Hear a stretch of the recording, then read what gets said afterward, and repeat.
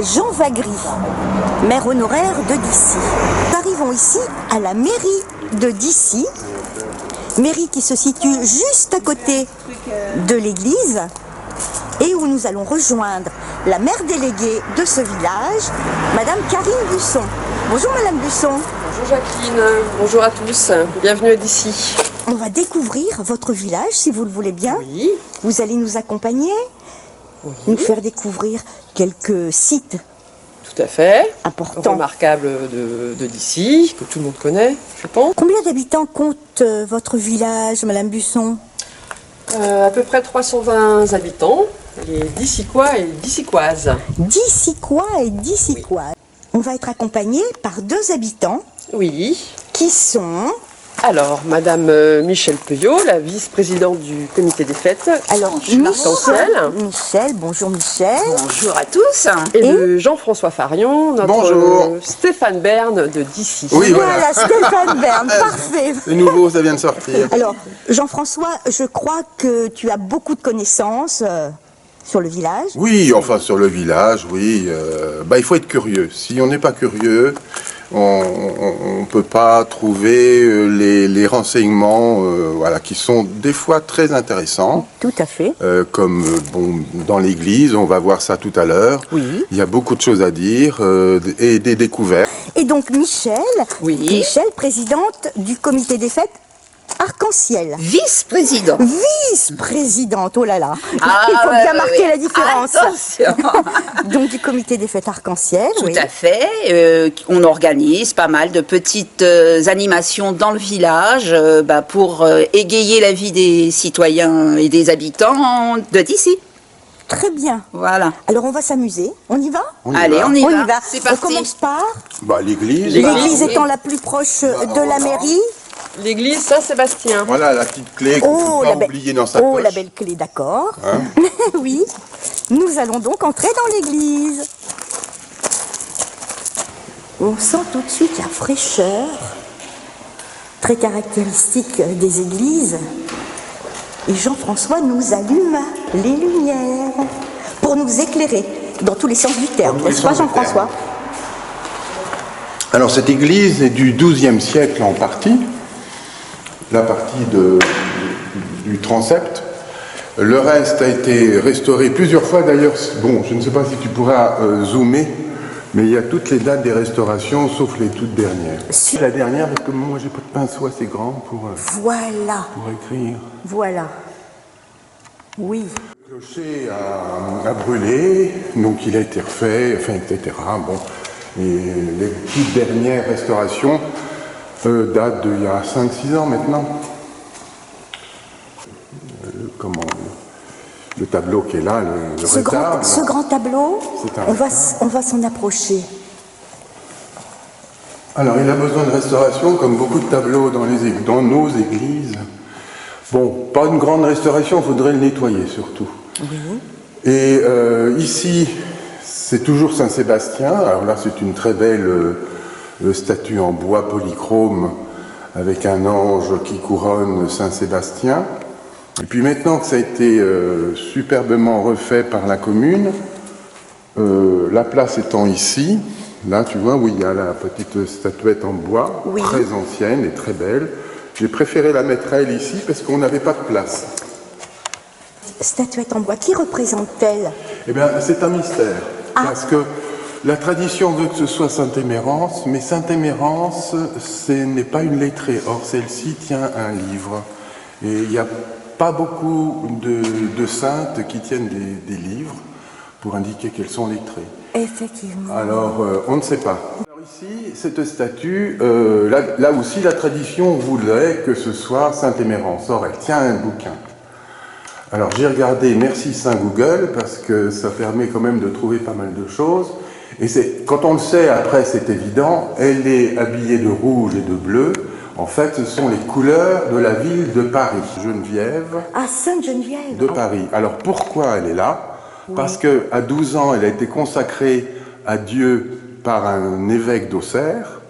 Donc c'est une bonne raison qu'on en ait un exemplaire ici. Sur l'autel mineur consacré à Saint-Émérance, Sainte-Émérance ou Sainte-Émérancienne, enfin ça dépend des fois, Oui. était la sœur de lait de Sainte Agnès. Donc là, sur ce tableau qui est très très abîmé, elle est représentée sur la tombe de Sainte Agnès, et derrière, des soldats romains vont la lapider. Bon, parce que c'est pas bien d'être chrétien, c'est pas joli, c'est pas poli. Donc, elle va être lapidée sur la tombe de sa sœur de lait. Très bien. Sainte Émérance est aussi Ici. représentée ici. C'est Oui. une statue en terre cuite du XVIIIe siècle.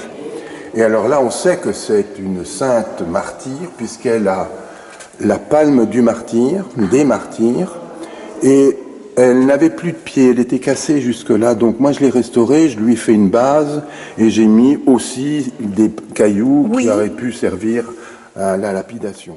Ici aussi une chasse. Alors c'est important parce que la chasse a été offerte. Quand on regarde sur les côtés, il y a le blason sur le cachet. Oui. Ça a été offert par un évêque de Troyes, puisqu'on était en Champagne et on dépendait de Troyes.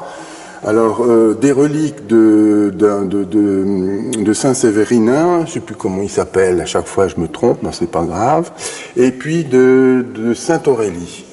Alors, Sainte-Aurélie, c'était la fille du Capet, pardon, Oui. et qui est partie vivre en Germanie. Elle est restée là-bas, enterrée dans un couvent qui était le couvent de Saint-Émérand. Donc, pourquoi Sainte-Émérancienne, Saint-Émérand?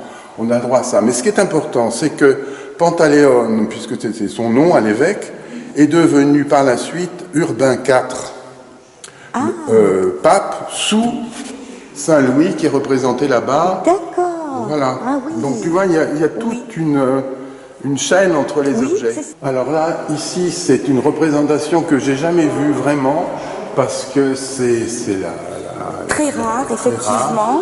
rare, de la Vierge, enfin de la mère, couchant, bordant l'enfant Jésus. Oui. Donc c'est très maternel, c'est très humain. Et on n'a Voilà. pas l'habitude de voir ce genre de scène, Non, en tout cas. non, très rarement. Oui. Voilà. Oui. Celui-là est en bon état et on a de la chance. Saint-Sébastien, c'est pour ça qu'il est là. Le martyr de Saint-Sébastien. Oui.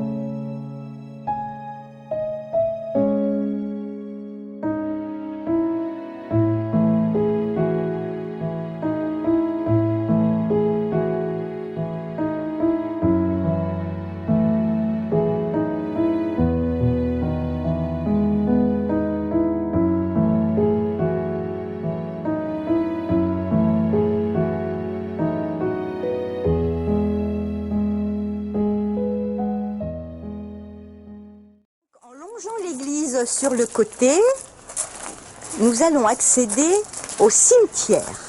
Alors ce cimetière, pourquoi allons-nous au cimetière? Parce qu'il y a des choses très intéressantes Absolument. à y Mais j'ai découvrir. aussi quelque chose à te montrer à l'extérieur. Ah, sur l'extérieur, donc, le côté de l'église, hein, oui. Alors, il y a des inscriptions qu'on ne peut plus lire parce que c'est tellement usé. Alors, est-ce que c'est en latin? Est-ce que c'est autre chose? On ne sait pas. Ah oui, Par contre, tu vas pas le voir beaucoup, mais il y a des sceaux de Salomon qui sont gravés. les sceaux de Tu Salomon. vois une étoile ici.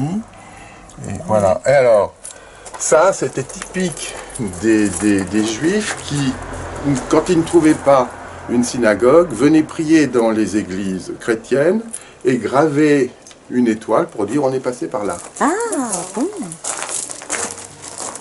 Alors, sur le chemin qui mène au cimetière, Voilà. on rencontre une maison, Jean-François. Une maison qui touche aussi l'ancien presbytère. Là, on en aperçoit le toit, donc on peut le deviner. Oui. Mais ce presbytère n'est pas resté longtemps presbytère, puis quand les moines sont partis aux Écharlis. Par contre, ça, c'était la maison où habitait, c'était le prieuré, là où habitaient les moines. Et quand ils sont partis, cette maison est devenue un relais pour ceux qui faisaient Compostelle.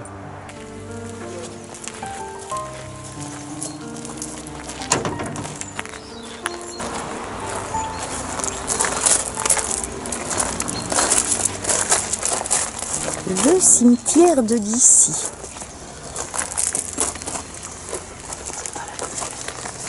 Alors il n'est jamais très joyeux d'entrer dans un cimetière, naturellement, mais si nous y venons, c'est qu'il y a une bonne raison, Il y a une bonne Jean-François. raison. Il y a une bonne raison qui est un peu Oui. plus loin.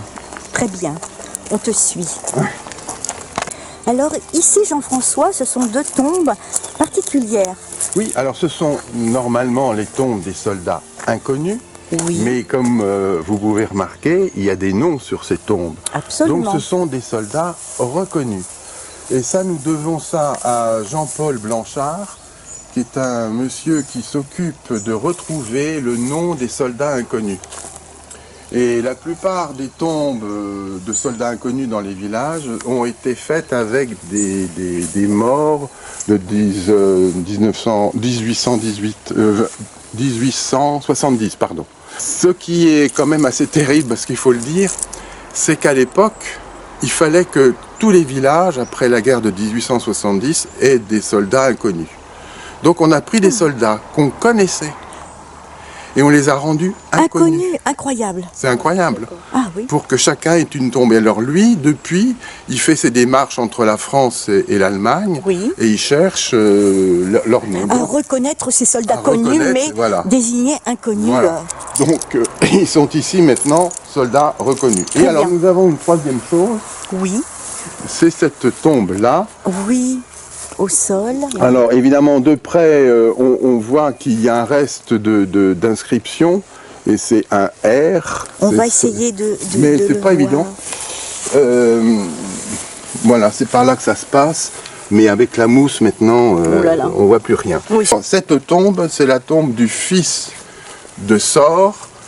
Madame de Sort habitait le château Chamaillard à Courboissy, et c'était une maîtresse de Napoléon Ier. Oh. Donc on suppose, parce que son fils s'appelait Louis-Napoléon, bon, Oui, Ah, on- il y a forcément un lien. forcément un lien. Voilà. Oui. Et il s'est suicidé parce que monsieur jouait beaucoup, il demandait des sous à sa maman qui a dit non, je t'en donne plus, et donc voilà. Il s'est c'est comme suicidé. ça, voilà. Donc ce serait donc la tombe du fils illégitime De Napoléon Ier, de Napoléon Ier. Incroyable, à d'ici. à d'ici. Jardin du souvenir, columbarium. Oui, c'est tout récent, depuis un mois. Depuis un mois, un jardin du souvenir. Oui.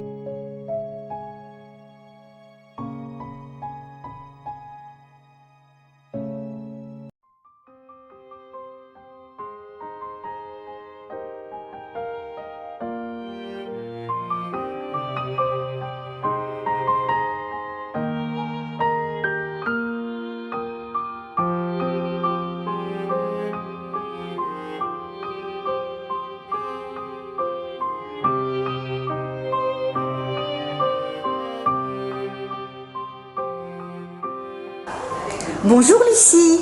Bonjour. C'est vous qui tenez donc ce joli restaurant à d'ici. Depuis quand êtes-vous installée ici? On est arrivé le 31 mai 2016. En 2016. Oui. Avant vous, il n'y avait pas de restaurant à d'ici. Et si, il y avait le restaurant, il a été fermé pendant 18 mois, il me semble. Et donc nous, on est arrivé après, on a repris. D'accord, très bien.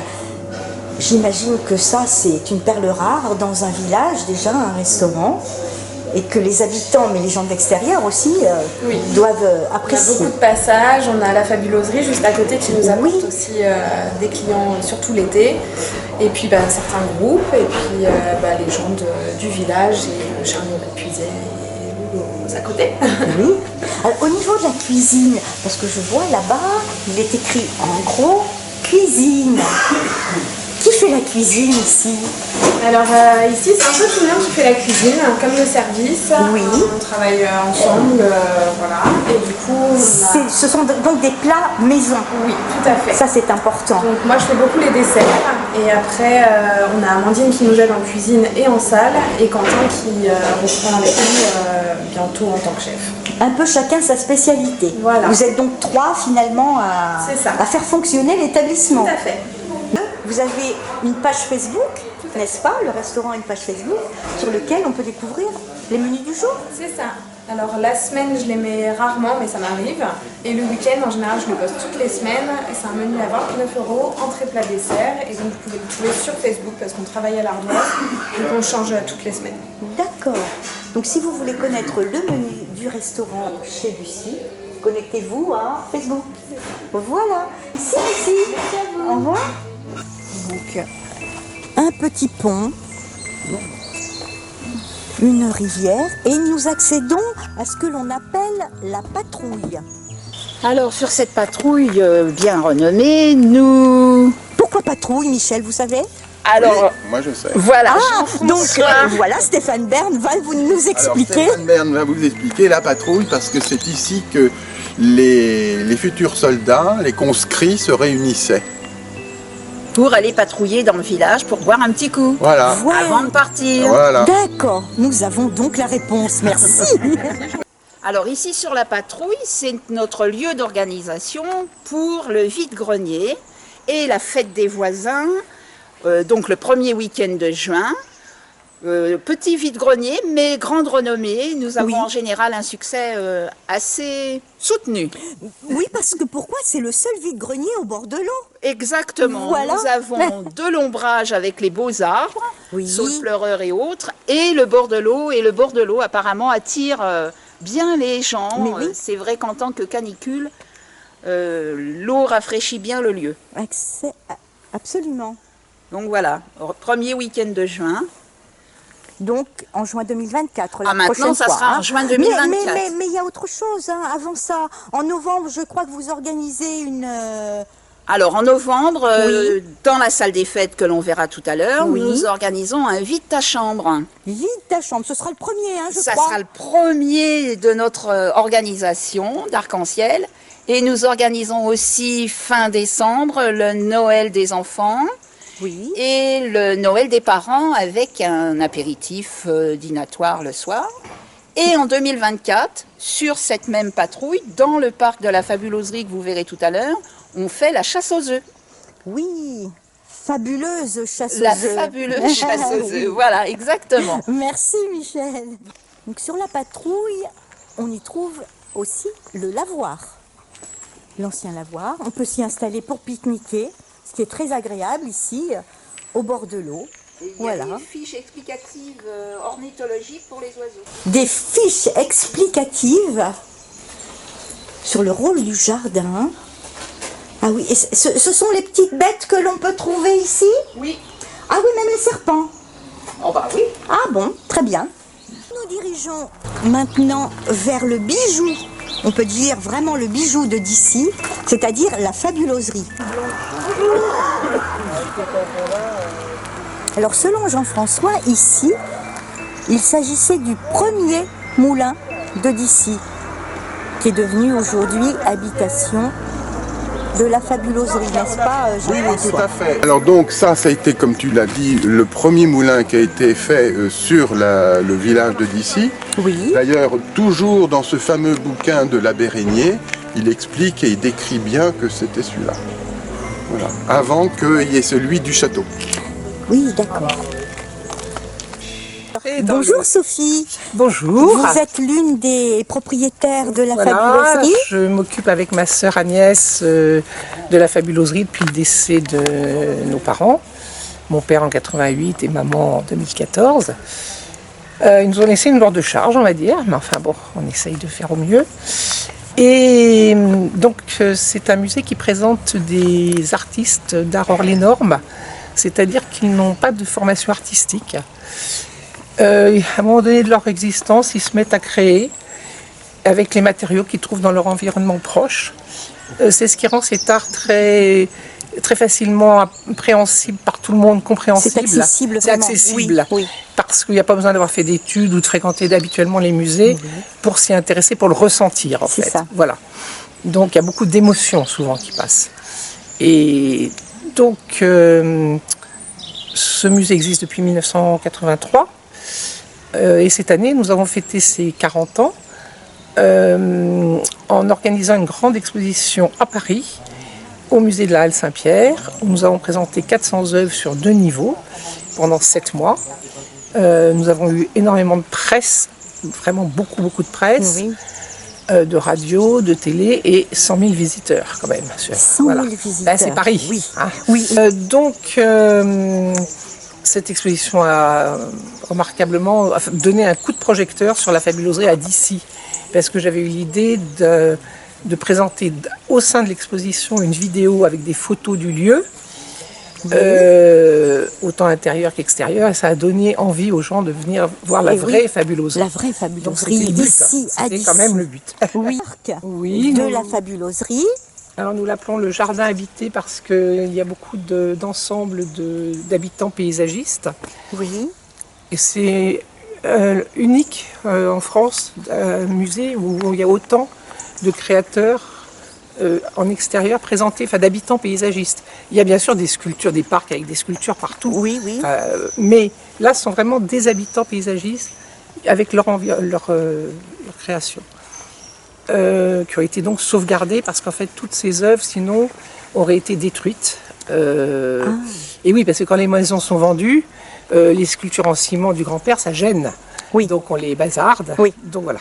Donc mon père en a sauvé quelques-unes, in extremis, en particulier à Agde, les sculptures de Camille Vidal. Et puis maman a pris la suite, elle a ajouté aussi beaucoup de choses dans le parc, en sauvant par exemple les girouettes de Berthold qu'on va voir. Nous allons les voir, Voilà. ces fameuses girouettes. Girouette de Jean Berthold, qui était dans Lyon d'ailleurs. Oui. Mais bon, là aujourd'hui on n'a ni soleil ni vent, donc... Ce qui est un petit peu dommage parce oui, que du quand coup, elle ne tout tourne pas. Ah oui, c'est magnifique. Et avec le mur éclairé par le soleil au fond, le mur rouge, Ce doit être très beau. Ben oui. Effectivement, on n'a pas Oui. le temps est assez couvert il et faudra revenir. oui.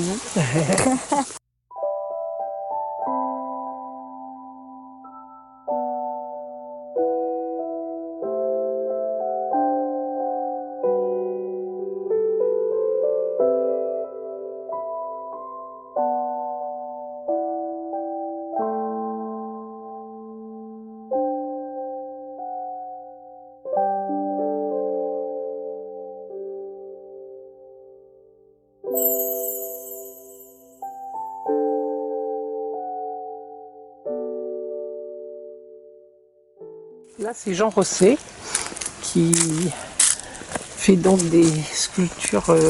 Il vit dans la forêt et à la hache.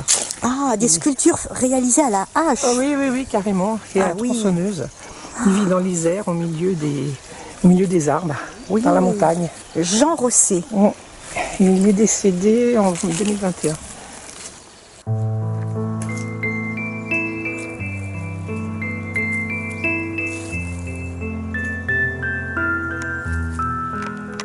La petite Afrique. Voilà, de Jules Danlou, Oui. qui était dans un village du Gâtinais.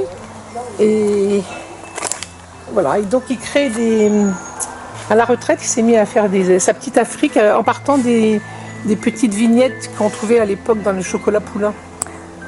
Ah Voilà. oui, ça remonte effectivement. Oui. La petite Afrique. Donc on reconnaît bien les zèbres et tout, Oui. l'éléphant. Le flamant rose, Ouais, l'éléphant, voilà. oui. Et le lion. N'oublions pas le lion.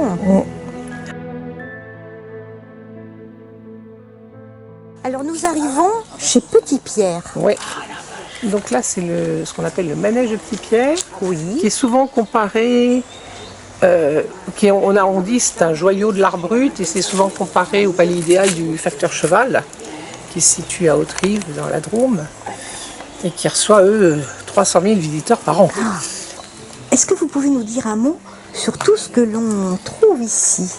Alors ça, c'était les objets usuels de Petit Pierre qui s'étaient fabriqués. Ses propres objets, Oui, voilà. Et Donc- on voit par exemple sa machine à laver, sa machine à laver. avec un vrai tambour de machine à laver. Incroyable. Voilà, il faisait son linge là-dedans.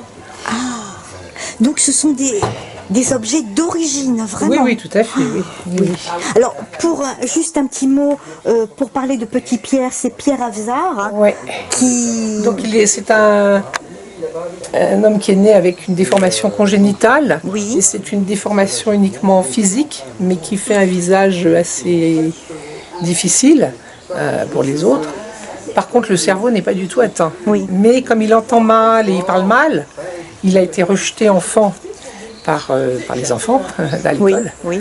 Donc ses parents l'ont retiré de l'école parce que c'était insupportable.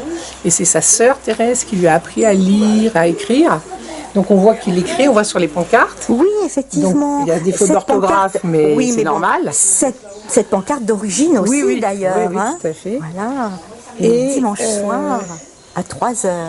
Et il a été embauché dans une ferme à la Coinche, dans le Loiret, pas très loin d'ici, Oui. dans laquelle il a passé sa vie, donc. Et il s'est mis à bricoler dans l'étable. Enfin bon, il a été aussi la risée de ses compagnons à la ferme, parce que c'était une grosse ferme. Et puis finalement, il s'est réfugié dans un petit coin. Le propriétaire de la ferme était tellement ému et admiratif de ce qu'il fabriquait Oui. qu'il lui a donné un lopin de terre, grand comme ça d'ailleurs, on a respecté complètement le manège, et il s'est mis à construire ce manège. Le fameux manège de Petit Pierre. Voilà. Oui. Alors là, on note en panne 10 minutes. hein. Là, il est tombé souvent en panne parce que c'est fait Ah, avec oui. des... Vous pouvez voir les engrenages. Ah, c'est fabuleux.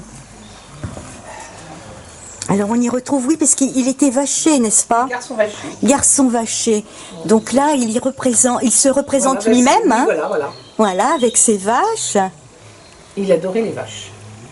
Même les fleurs sont... C'est incroyable.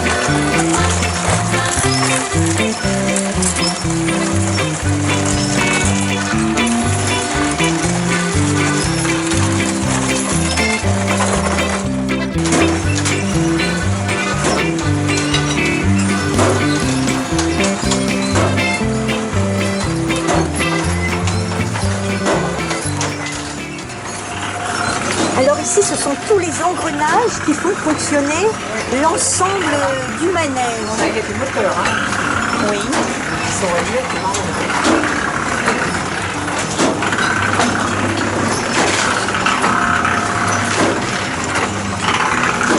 Oh là là. La fameuse Tour Eiffel, non pas de Paris, mais de d'ici. Voilà.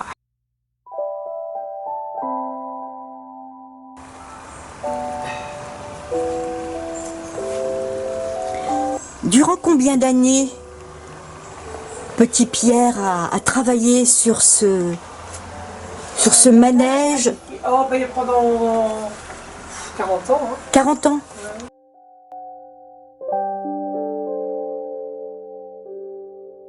C'était l'attraction locale. Oui. Le dimanche, il ouvrait au public.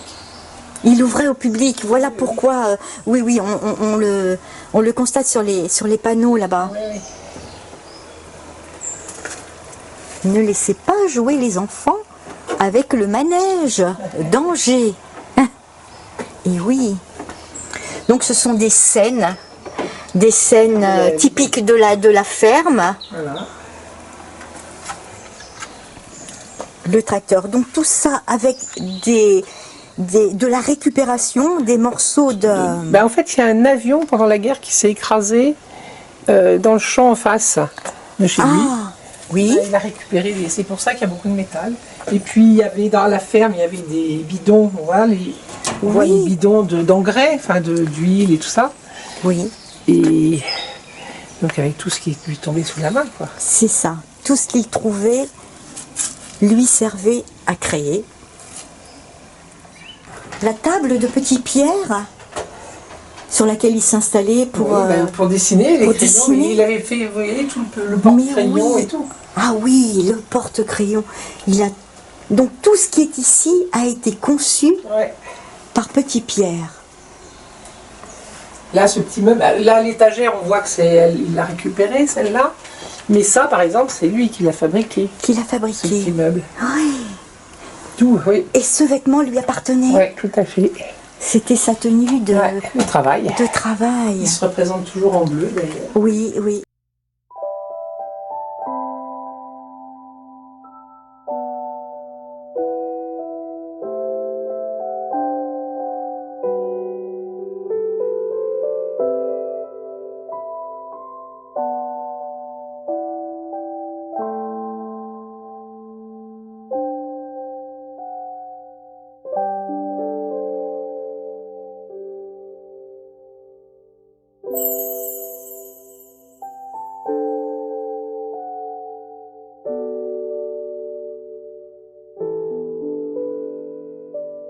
Alors ici, la représentation de Michel Drucker et Daniel Gilbert, pour ceux qui se souviennent des émissions animées le midi par Daniel Gilbert et Michel Drucker, qui revient en ce moment, oui. Ici, nous sommes presque à la plage.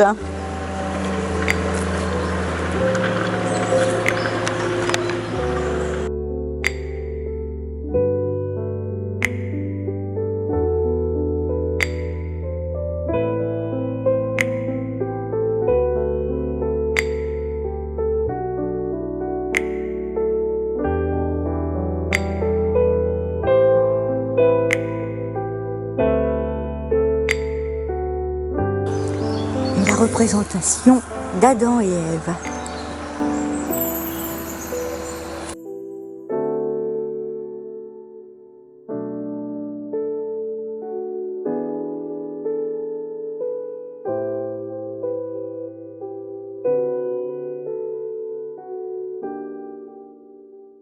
Alors, donc ça représente une place du village. Il a une tour. Ici. Oui, on a carrément, des façades. Oui. Les façades, donc créées par Pierre Bourbonnais.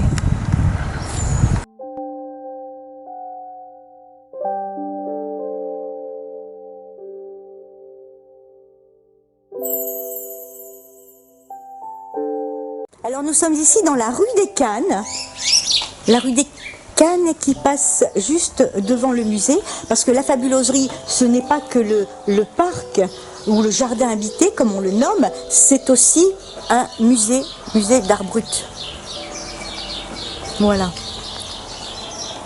Un musée qui est très très visité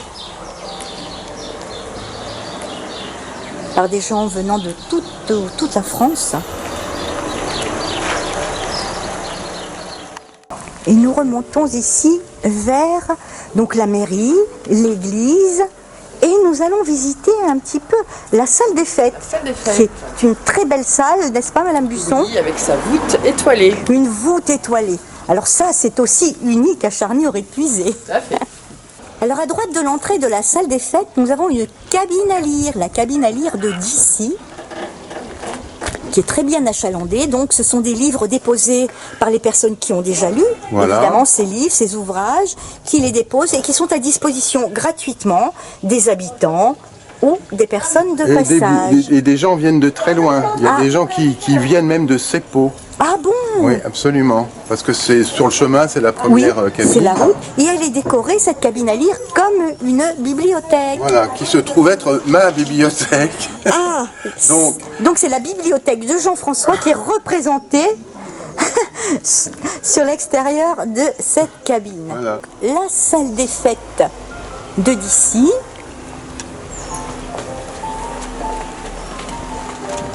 Qui va nous dévoiler cette fameuse voûte étoilée.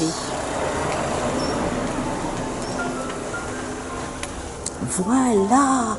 Alors les lumières murales ne sont pas allumées exprès, bien sûr, pour que l'on puisse mieux distinguer cette voûte étoilée. Donc le plafond est peint en bleu marine et des petits LED parsèment ce plafond, donc une belle voûte étoilée. Michel, cette salle des fêtes, vous l'utilisez souvent.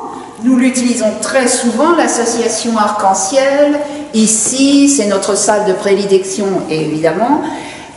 On organise un loto début octobre. On organise, donc, comme j'ai dit tout à l'heure, invite ta chambre. En fin d'année, nous organisons ici également le Noël des enfants, le Noël des adultes avec notre apéro dînatoire. Nous organisons également toutes nos réunions de bureau et d'AG avec tous nos membres et tous nos bénévoles.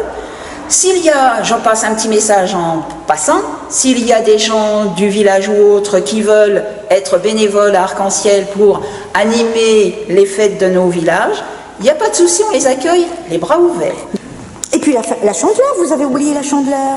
Moi, je me souviens de la chandeleur. Évidemment, la chandeleur, oui. La fameuse chandeleur qui est une animation totalement gratuite pour les enfants, même d'ici et de l'ensemble de la commune. Où les enfants s'amusent tout un samedi après-midi. Nous avons des animations, des jeux, des concours de déguisement, avec des lots très appréciés des enfants. Sans oublier les crêpes, naturellement. Et évidemment, les crêpes, puisque c'est la chandeleur.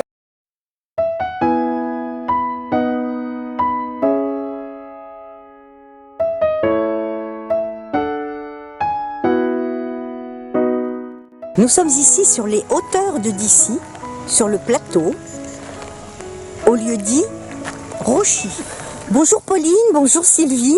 Bonjour. Bonjour. Vous êtes donc les exploitantes de ce fameux clos de Rochy. Oui, tout à fait. Ancienne exploitante pour moi. Vous mettez la main à la pâte quand même. Retraitée. D'accord. Donc, il y a de magnifiques poires juste derrière vous. Alors, vous pouvez nous expliquer un petit peu? Le clos de Rochy? Oui. Alors, c'est une ferme familiale. Le verger a été planté dans les années 50 par mon grand-père, au moment du remembrement, tout simplement. Oui. Il a planté des pommiers et des poiriers. Ensuite, il a transmis l'exploitation à la fin des années 70 à mes parents, qui l'ont passé en agriculture biologique dès les années 80. Et déjà, dès les années 80, voilà. Oui.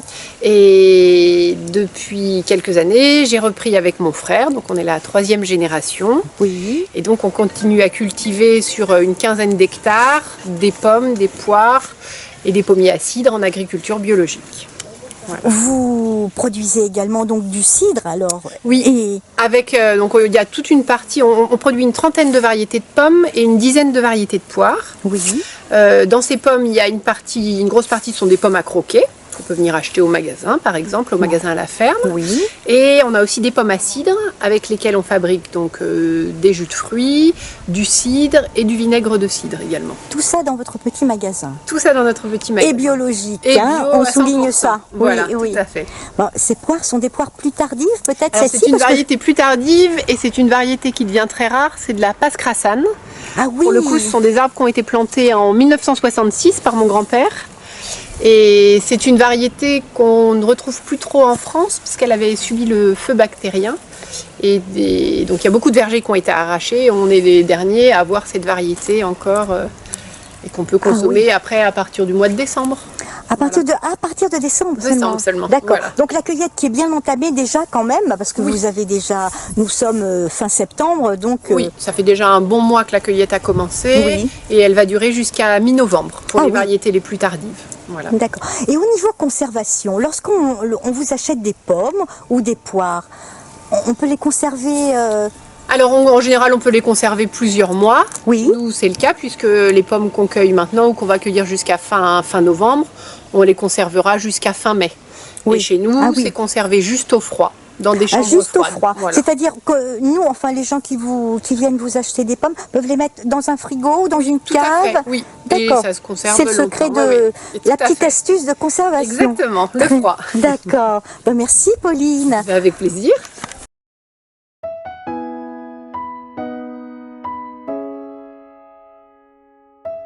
Quelques cognaciers également. Et là, ça va être vraiment la période, la gelée de coin. Et on a même, depuis 2 ans, on fabrique aussi du jus de fruits pommes coin. Ah, Ça se marie c'est très bien, c'est délicieux. délicieux. Ils sont très beaux. Et puis après, sinon, on trouve des coins en vente au magasin. Oui, également. Tout à fait. Donc là, c'est Alors la- nous entrons dans le petit magasin la du ferme. Clos de Rochy. Voilà. Ça sent bon. Ça sent bon, la pomme. Tout cela, c'est ce que vous produisez. Oui, tout à fait. Donc là, il y a comme c'est le début de la récolte, on n'a qu'un choix assez restreint. Oui. Et donc on a des variétés de pommes, les pommes deuxième choix, et puis nos variétés de poires aussi. Et les variétés de poires. Voilà. D'accord. Donc on peut trouver aussi quelques fruits et légumes. Oui, alors il y a notamment les légumes de chez mon confrère Jean Lalès qui est à Prunois, le jardin des Frémaux. Oui, la map. Donc voilà, tout à Oui, fait. Donc, oui, il oui. nous livre le jeudi matin ses légumes. Voilà. Oh, il y a de très beaux petits choux. D'accord. Donc tout ça, c'est bio. Oui. Et donc votre production de cidre. Ouais. Donc là, on a les cidres demi-secs, le cidre brut. Avec les pommes ou les poires, on fait des jus de fruits. Oui. Et puis on fabrique également de façon très traditionnelle du vinaigre de cidre. Ah oui. Donc qui est vieilli en fût de chêne, qui n'est pas pasteurisé, pas filtré. Donc il garde sa mère qui se refabrique naturellement. Oui. Ça, c'est gage de qualité. Ici, on aperçoit des diplômes, Pauline. Alors là, ce sont les diplômes, notamment pour le cidre en l'occurrence. Oui. Puisque depuis les années 80, nous fabriquons du cidre. Et mon père avait fait différents concours pour le cidre. Les diplômes de mon grand-père qui datent des années 50. Ah. Et il y en a un, c'est parce que la ferme était moderne à l'époque. Oui. Donc voilà. Oui. Et l'autre, c'est parce que la ferme était bien tenue. La ferme comme elle était dans les années 50. Dans les hein, c'est années ça 50, tout à Oui. fait. À la fin de après la guerre. Mhm.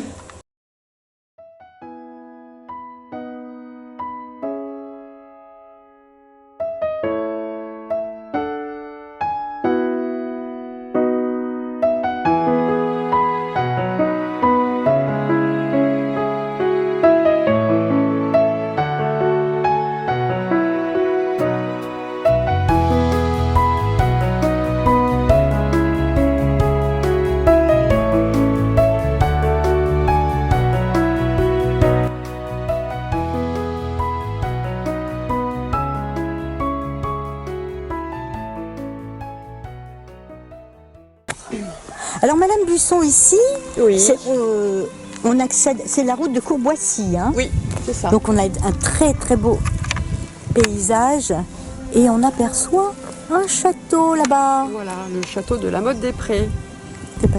Donc le château de la Motte des Prés. On va zoomer un petit peu. Ce n'est pas un château immense, mais Donc vous avez le château sur la gauche et puis la ferme avec la tour sur la droite. ah oui. En tout cas, on a une vue magnifique d'ici. Oui, sur la vallée. D'ici est un village très vert, hein. Oui. Très très vert. Vraiment, on est en pleine campagne. Et vous avez des hameaux d'ici sur la gauche, les chats. Alors, tout au bout, alors même si on ne distingue pas très bien, alors tout au bout, oui. Vous avez les chats, le chemin de la pierre. Oui. Après, si on balaye un petit peu. On voit le toit d'une maison de l'Ormesse. Oui. Tout en haut, les pages. Les pages où nous étions tout à l'heure, Voilà. pour accéder, on passe aux pages pour aller au Clos de Rochy. Et voilà, et après, c'est une vue sur d'ici. Un beau village à découvrir.